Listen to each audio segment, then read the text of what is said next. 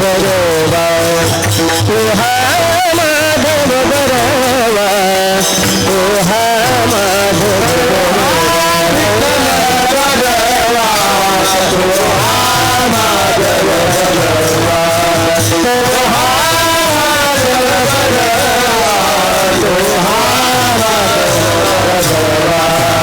बहुत सुकृताची जोडी म्हणून विठ्ठली आवडी म्हणून विठ्ठली आवडी म्हणून विठ्ठली आवडी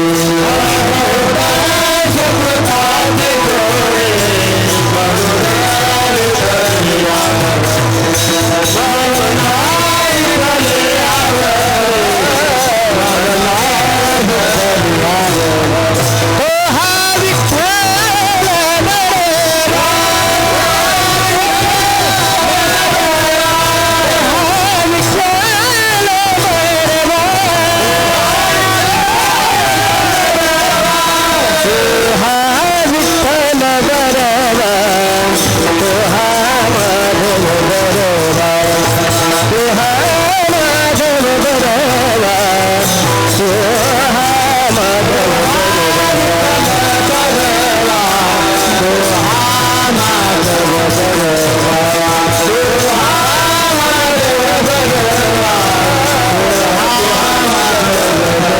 सर्व सुखाचे आगर बापर खुमा देवीवर बापर खुमा देवीवर बापर खुमा देवीवर सुखाचे आगर बापर खुमा देवीवर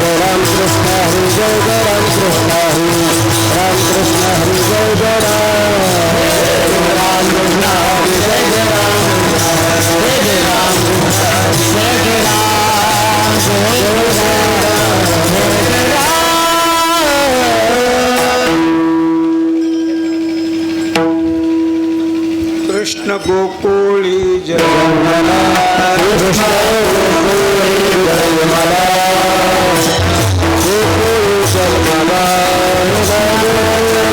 जन्मला जन्मला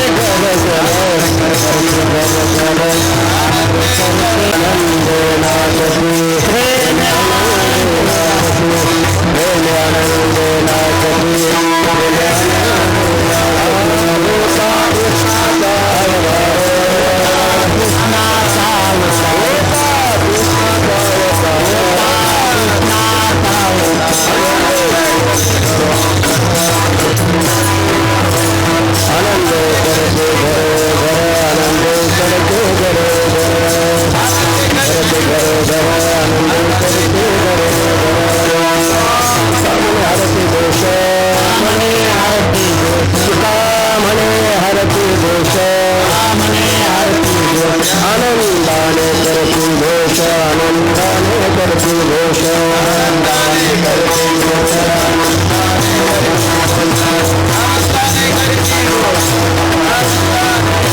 होता कृष्णाचा अवतार होता कृष्णाचा अवतार आनंद करते घरो घर आनंद करते घरो घर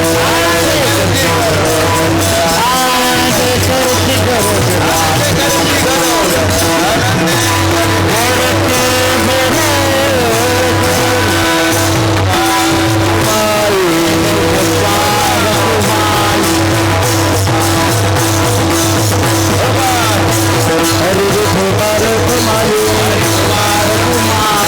शास्त्र कुमारी विस्तार कुमारी विठोबार कुमारी विस्तार कुमारी विठोबार कुमारी विठोबार कुमारी विठोबार कुमारी विठोबार कुमारी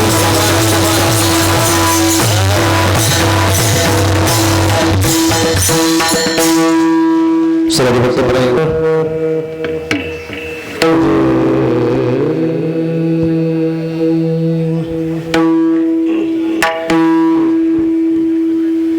कृष्ण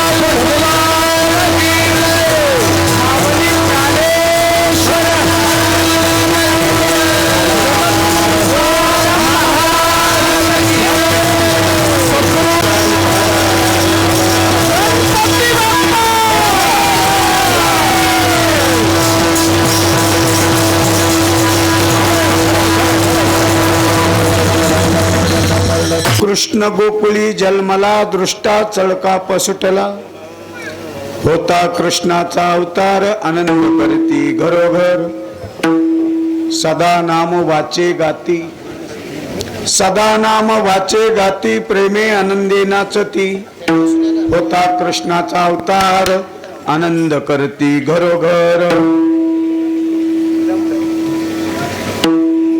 बोलू नका तुका म्हणे हरती दोष तुका म्हणे हरती दोष आनंदाने करती घोष होता कृष्णाचा अवतार आनंद करती घरोघर देवादी देवा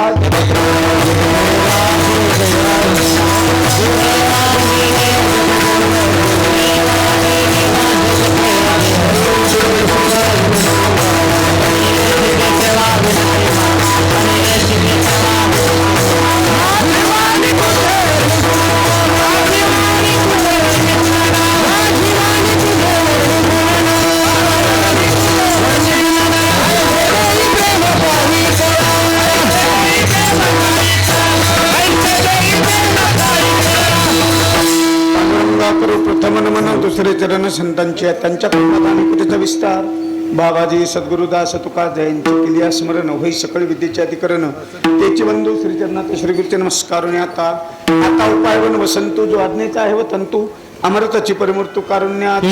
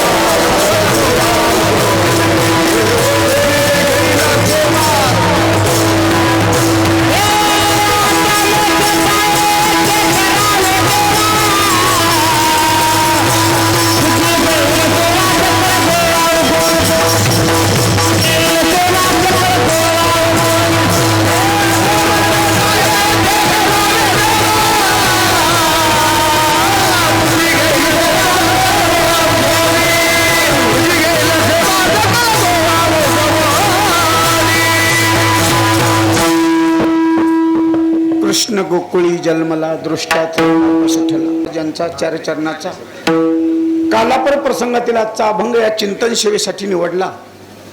या अभंगावर चिंतन निरूपण काल्याचं चरित्र सांगण्यापूर्वी थोडासा परिहार द्यायचा तो असा. श्री क्षेत्र सातवना या पुण्यपावन भूमीमध्ये ईश्वराच्या कृपेने साधू संतांच्या आशीर्वादाने समस्त गावकरी मंडळी यांच्या सहकार्याने सर्व महाराज मंडळी, गायन मंडळी, वादक मंडळी, अत्यंत सूक्ष्म अशा विचाराची सर्व गायक वादक मंडळी, आवाज थोडा कमी करा. या ठिकाणी सर्व उपस्थित मंडळी आहे.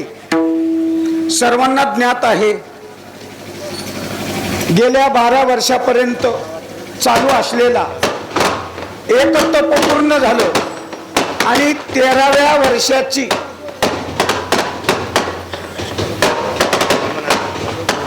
झाला विठाला.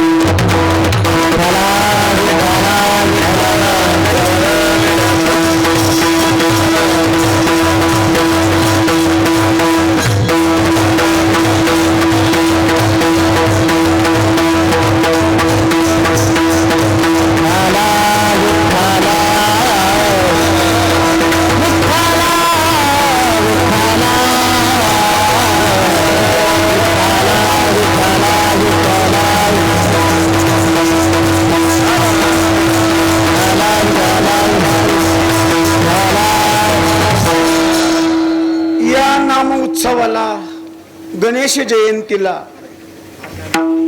एकतर्फ पूर्ण होऊन 13व्या वर्षाची आजची काल्याची परिसमाप्ती किंवा सांगता या कीर्तनाने होत आहे. आज सर्वांना ज्ञात आहे सर्व दैवतेचं आराध्य दैवत श्री गणेश. आज गणेश जयंती आहे. गणेश जयंती अर्थात गणेशाचा जन्म किंवा आज संपन्न होणारा वाढदिवस देवाचा. गणेश जन्म असल्यामुळे, गणेश जयंती असल्यामुळं असा तर अभंग नाही. गणेश जन्मला पण असा आहे ना, कृष्ण गोकुळी जन्मला. फक्त जन्म व्हावा. कृष्ण असो की गणपती असो की गणेश असो, जन्म उत्सव. आणि त्या जन्म उत्सवामुळे सर्व जमलेला समाज मेळा या ठिकाणी काल्याचा प्रसंग आहे. सर्व ज्ञानदान करणारी, अन्नदान करणारी सर्व मंडळी, रोजच्या पंक्ती देणारी, वर्गणी देणारी, आज आपल्या सर्वांना महाप्रसादाचं भोजन आदरणीय महेश भाऊ अकात यांचं सर्वांना महाप्रसादाचं भोजन आहे. भाऊ स्वतः उपस्थित आहेत. गुरुप्रसादाची थोडी असे महिमा श्रेष्ठ भारी.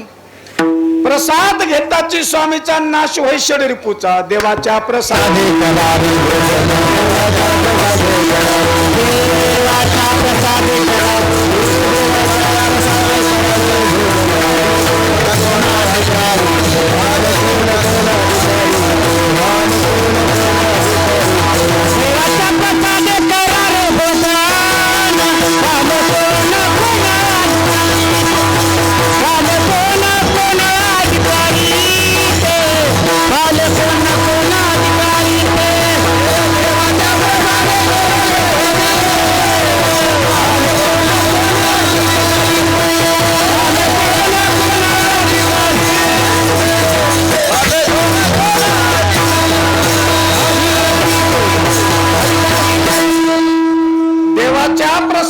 करारे भोजन.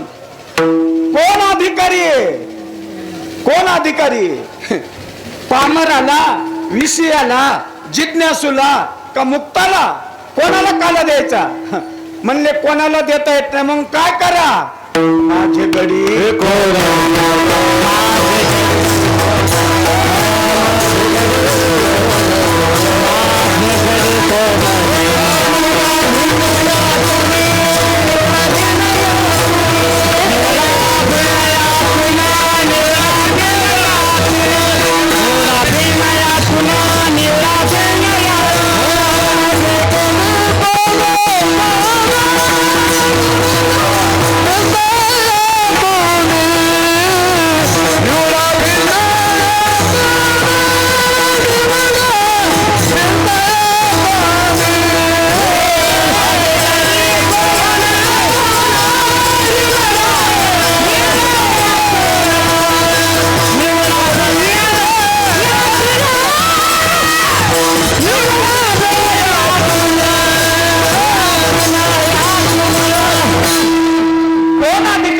द्यायचा. कोणाला प्रसाद मिळतो, कोणाला मिळत नाही, म्हणून निवड करा म्हणले. पामराला, विषयाला, जिज्ञासूला, मुक्ताला. कोणाला काला द्या? पामराला काला देऊन फायदा नाही, विषयाला दिला तर तो नीट खाणार नाही, आणि मुक्ताला गरजच नाही. मुक्ता ते निर्धारिता, लाभी आपलीच मुक्तता. कोणाला काला द्यायचा आहे? म्हणून महाराज म्हणतात, ज्याला तीव्र गरज आहे काला खाण्याची, काला 2 पदार्थाचा आणि काला 2 शरीराचा. काल्याचे 2 पदार्थ आणि 2 शरीर. एक स्थूल देहाचा काला आणि एक सूक्ष्म देहाचा काला. स्थूल देहाचा काला आता भाऊची पंगत सुरू आहे. स्थूल देह तृप्त होतो, कारण स्थूल देह हा अन्नमय कोश असल्यामुळं त्याला अन्नाची गरज आहे. कथेची सामुग्री देह अवसानावरी, त्याला त्या काल्याची गरज आहे. पण तुमच्या आमच्या अंतकरणाची शुद्धी व्हावा म्हणून कोणता काला? गडी कानो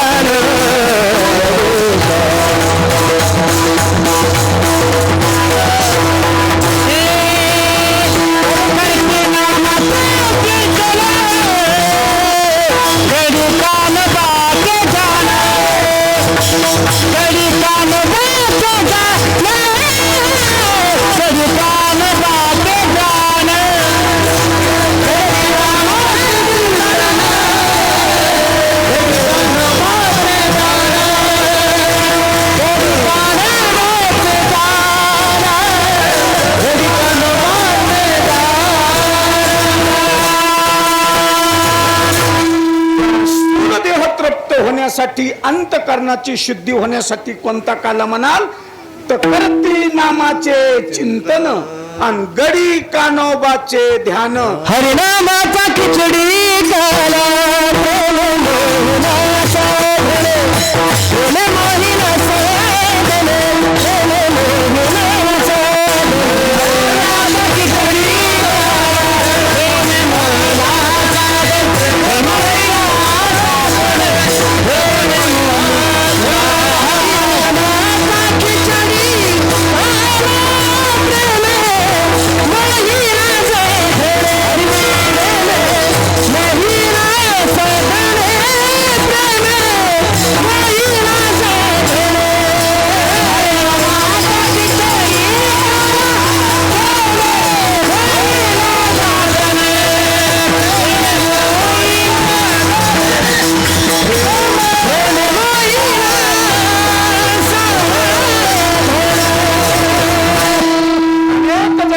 साधना पूर्ण करून प्राप्त होतो गाला.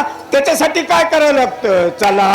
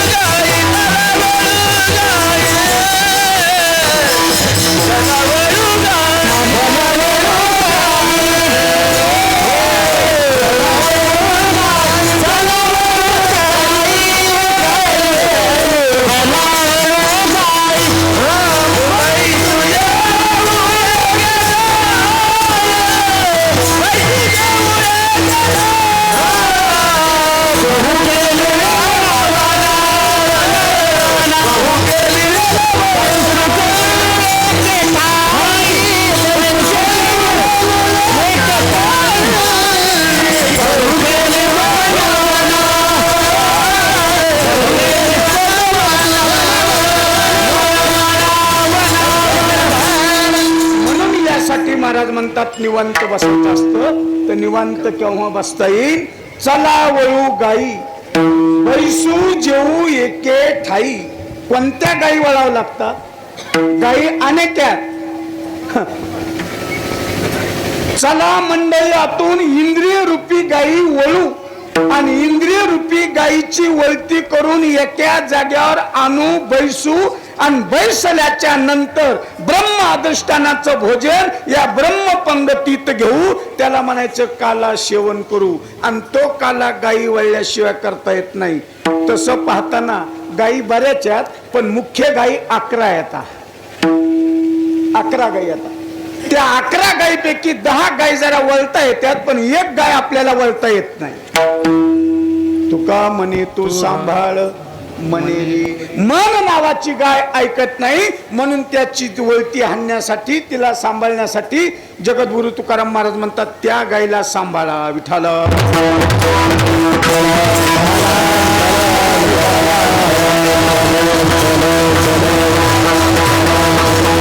त्याच पद्धतीने श्री भगवान श्रीकृष्ण आपल्याला आज प्रसाद देतात. श्री संत ज्ञानोबा आपल्याला प्रसाद द्यांचा, त्याच्या चरित्राचं अवताराचं आपल्याला वर्णन करायचंय.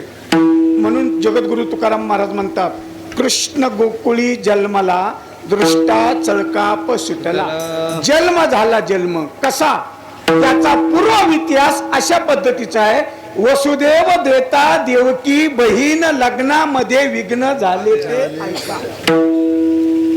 विवाह झाला दोघांचा, लग्नामध्ये विघ्न झालं आणि त्या लग्नात आकाशाची वाणी झाली आणि त्या वाणीनं काय सांगितलं, आकाशाची वाणी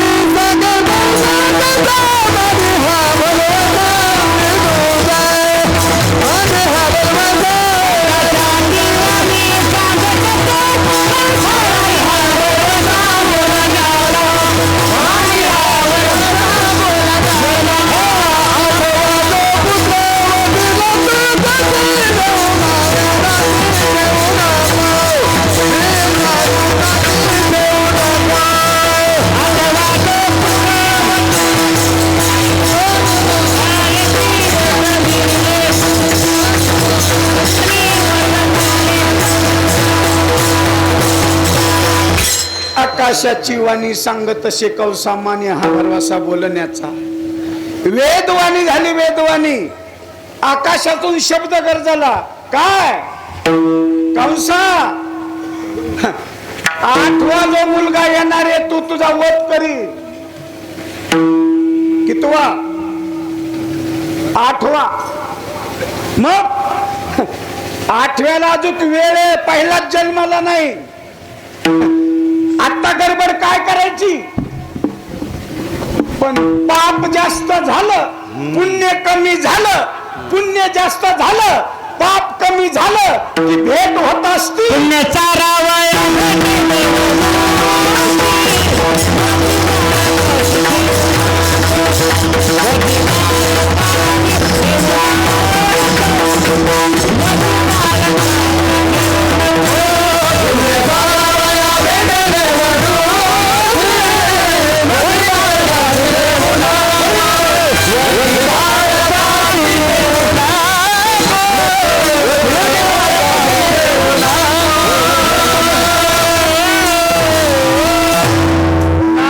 भेट झाली नारदाची, आणि नारदाची भेट झाल्याच्या नंतर विचारलं कंसा असे का बसला खिन्न. त्यानं सगळी हकीकत सांगितली, सगळी माहिती सांगितली. आकाशाची वाणी झाली आणि 8वा मुलगा माझा वध करणारे. मग म्हटले अजून पहिलाच जन्मला नाही ना, 8व्याचं लय लांबे. म्हणले काय करायचं. मग त्याचं नावच आहे नारद. त्याचं नाव काय, नारद. कळलं का? त्याचं नावच आहे नारद. हाती घेतलेलं काम कधीच होत नाही रद्द, इति नारद. हा, आणि तसेच काय काय माणसे काम घेतलेलं फेलच जात नाही, आणि पुन्हा ते म्हणतो पाठ्यानं असं काम केलंय 25 तर सोयरी की मोडल्यात. काय काम घेतलेलं काय नाही. नारद म्हणते त्याला नारद. नारदाची भेट झाली, काय कंसा 8वा कोणता, 8वा कोणता. पाण्यात, वरणात, बुंदीत, भातात, वांग्याच्या भाजीत, पोळीत, कशात बी दिसूच लागला. कोण? 8वा. आणि असंच दिसत जावं बरं, पण भगवान दिसत जावा. हा, वर्णात बाळ दिसून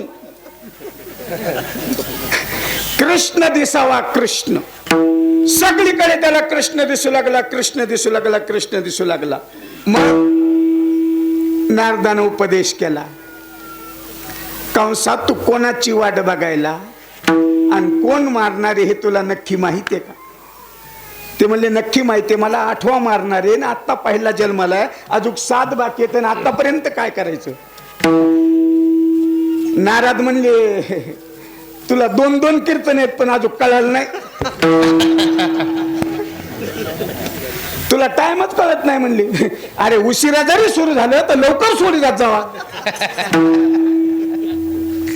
तिकडे म्हणू लागले आपल्याला. कोणता 8वा? म्हटलं कोणता म्हणजे? अरे 8 एकापर्यंत मोजला तर 8वा कोणता, आणि एकानं 8पर्यंत मोजला तर 8वा कोणता? म्हटले नेमकं काय?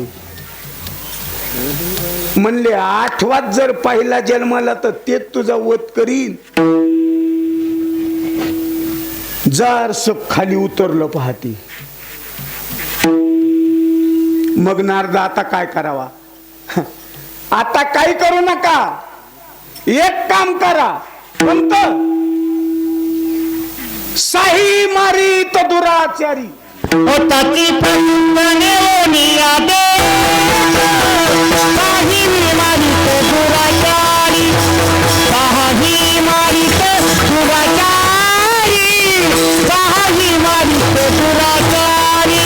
होता की पत्तने ओनिया दे, साही मारी तो दुराचारी, साही मारी तो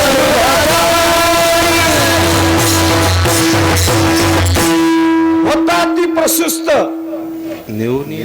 देवकी. साही मारी तो दुराचारी. किती मारले? आ? आपण पुष्कळ काल्याचे कीर्तन ऐकले. किती मारले? 6. ऐका, 6 मारले. 6 मारायला पाहिजे का नाही?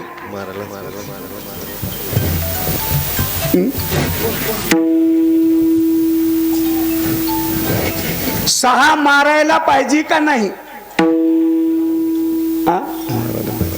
ही कंसाची चुकी आहे का बरोबर आहे? 6 मारायला पाहिजेत का नाही मारायला पाहिजे?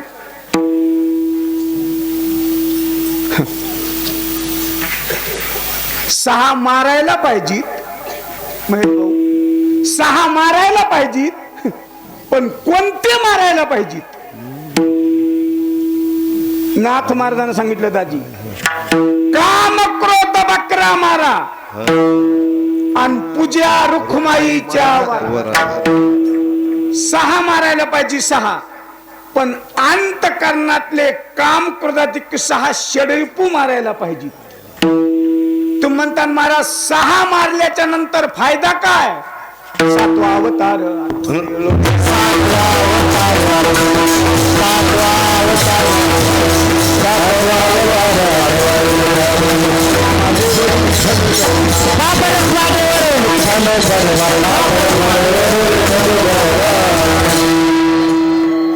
सहा मारले, कमी करावा.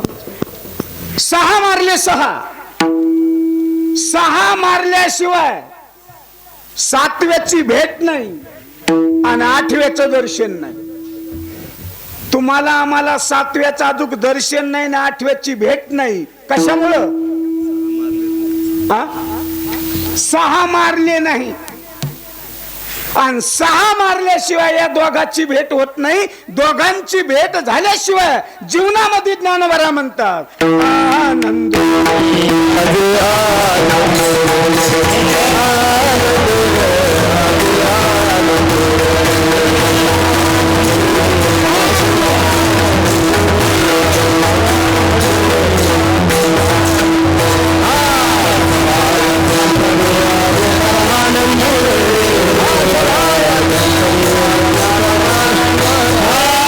Bye.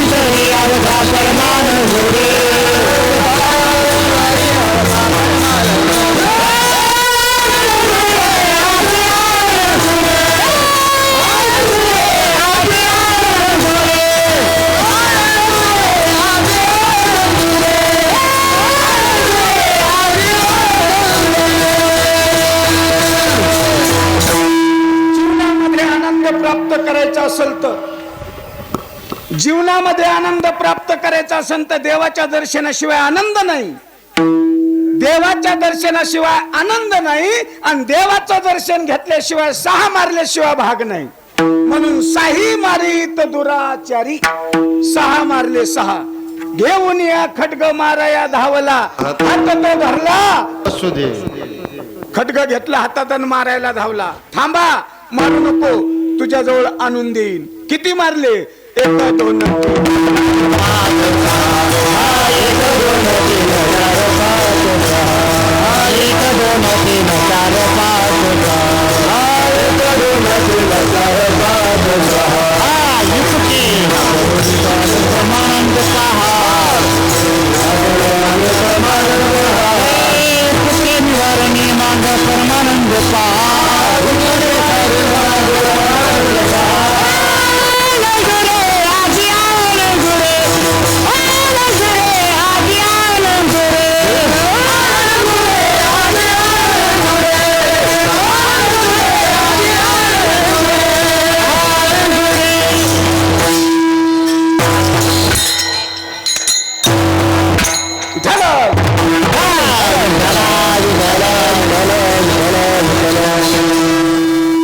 केव्हा आनंद?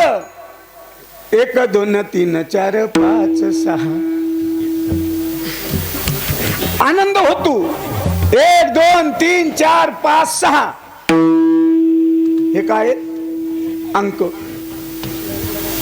एक दोन तीन चार पाच सहा हे अंक आहेत, अंक. पण या अंकाचा अर्थ असा सांगितलाय: एक परमात्मा, दोन जीवशिव, तीन शरीर, चार वेद, पाच प्राण, सहा काम करता रूप किंवा सहा एस औदार्य, ज्ञान, वैराग्य, ऐश्वर्य, साही गुण वस्तीवर जे तोरी म्हणून तो भगवंतू. सहाचा विचार केल्याशिवाय परमात्म्याची भेट नाही आणि आठव्याचं दर्शन नाही. सहा मारले, सातवा गर्भयोगमायने आणि आठवा जन्मला. जन्मल्या बरोबरच नेमकं काय झालं?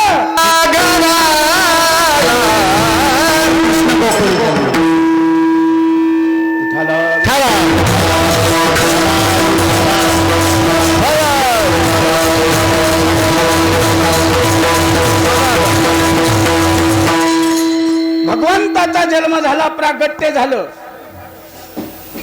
नंदाच्या घराला मजने गोकुळाला. माया उपजली जेथे, पलीकडे नेलं आणि पलीकडे नेल्याच्या अर्थाने ठेवलं. सगळ्या मंडळींना आनंद झाला, आनंद. गोकुळीच्या सुखा अंत पार नाही लेखा. बालकृष्ण नंदा घरी आनंदल्या नरनारी. ध्यानात घ्या, भगवान अवतीर्ण झाले. अंश, अंशांश, कला, आवेश, पूर्ण आणि परिपूर्णतम. गर्ग संख्येमध्ये 6 अवतार, भागवतामध्ये 24 अवतार. भगवान आकाराला आले, अव्यक्त ते आकार आले, रूप आले, गुणवंत. भगवंताचं प्रागट्य झालं आणि गोकुळवाशांना आनंद झाला. पण भगवान जन्मलाच्या गोकुळीत लोकांना आनंद झाला, पण मथुरीतील लोकांना कृष्ण गोकुळे जन्मला, कृष्ण गोकुळे जन्मला, कृष्ण गोकुळी जन्मला, कृष्ण गोकुळी जन्मला, कृष्ण गोकुळी जन्मला, कृष्ण गोकुळी जन्मला, कृष्ण गोकुळी जन्मला.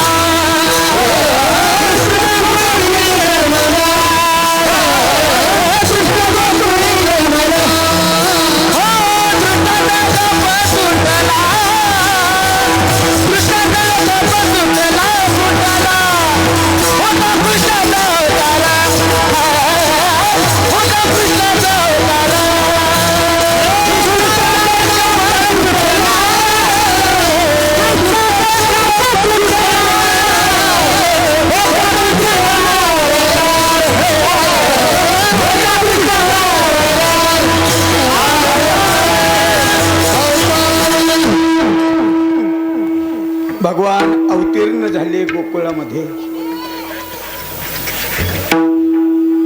आणि अवतीर्ण झाल्याच्या नंतर महाराज म्हणतात, बोलू नका, विठ्ठल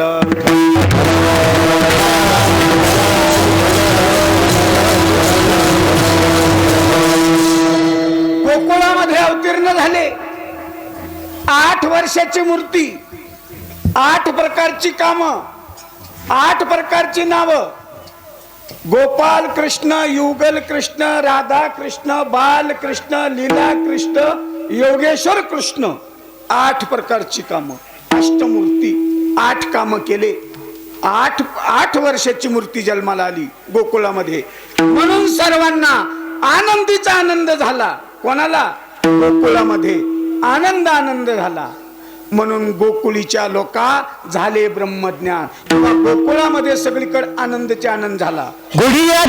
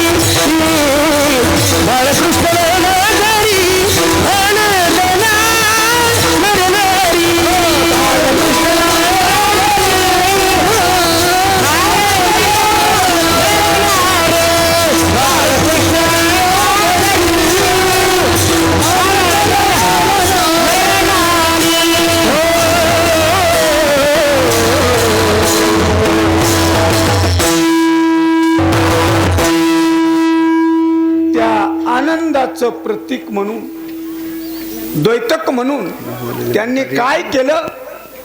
गुडिया तोरणे करती कथा गाती गाणे. सगळ्या गोकुळामध्ये आनंद झाला. काय?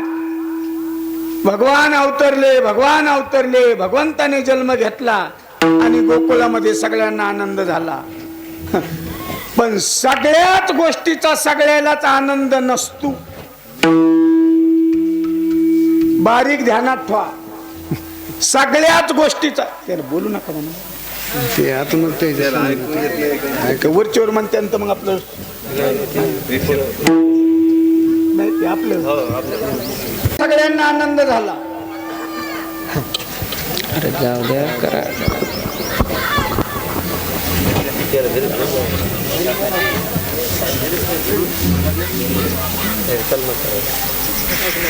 सगळ्यांना आनंद झाला. बाळकृष्ण जन्माला. म्हणून प्रत्येक गवळणी पाहण्यासाठी गेल्या. देवादिक गेले, अप्सरा गेल्या, सर्व इंद्र चंद्र महेंद्र सगळे देव गेले. एक देव गेला नाही. भगवान शंकर म्हणले आपण थांबून जाऊ, उशिरा जाऊ. अजून चाल व्हायची राहिली. हे कळण्यासाठी म्हणलो. ते कशाला म्हणलं तसं? नंतर जाऊ म्हणले भगवान शंकर. त्यांना वाटलं लहान लेकरू जन्मले, पाहण्यासाठी सगळे सामान्य लोक गेले, सगळेजण गेले, आपण थोडे मोठे नंतर जाऊ. आणि सगळे देवादिक गेल्याचे पाहिल्याच्या नंतर भगवान शंकरांनी वरून पाहिलं, सगळेच देवादिक तिथे गेलेत म्हणल्यावर आपल्याला बी जावं लागल.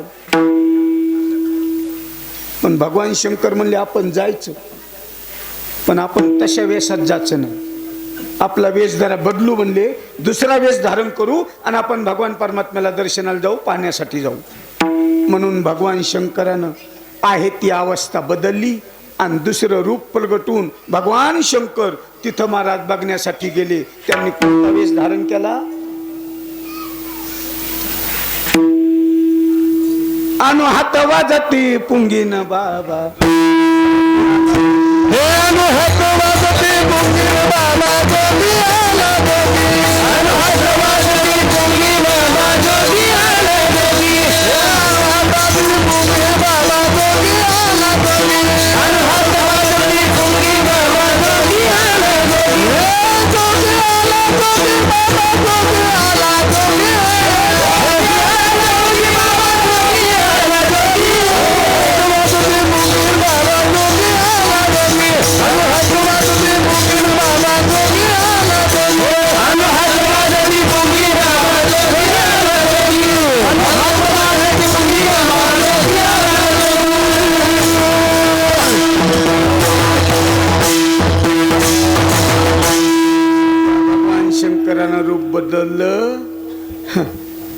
अंगावरती वस्त्र बदलले, हातात पुंगी घेतली, पुंगी तिथं वाजवली आणि भगवान कृष्णाला सांगू लागला, आणू हात वाजत ती पुंगीन बाबा जोगी आला रे. जोगी कसा होता? जोगी दिसतो विचित्र त्याला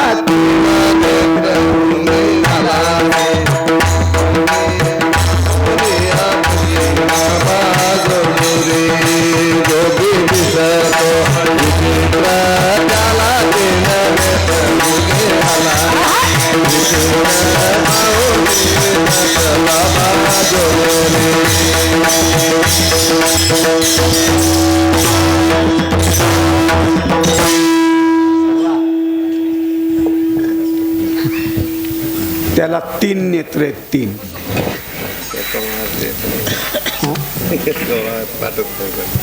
3 नेत्र आहेत त्याला. 3 नेत्र आहेत. आयता कोणता जोगी येतो? 3 नेत्र आहेत. झाडावर आहे पण पक्षी नाही.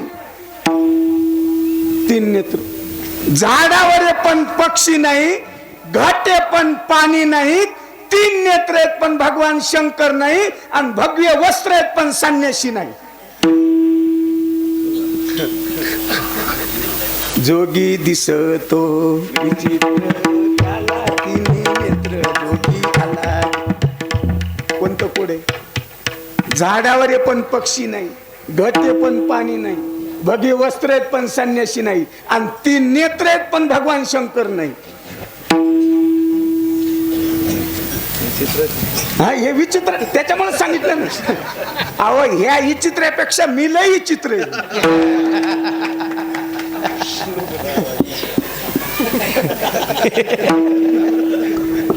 विचित्र असल्याशिवाय चरित्रच येत नाही काल्याचं.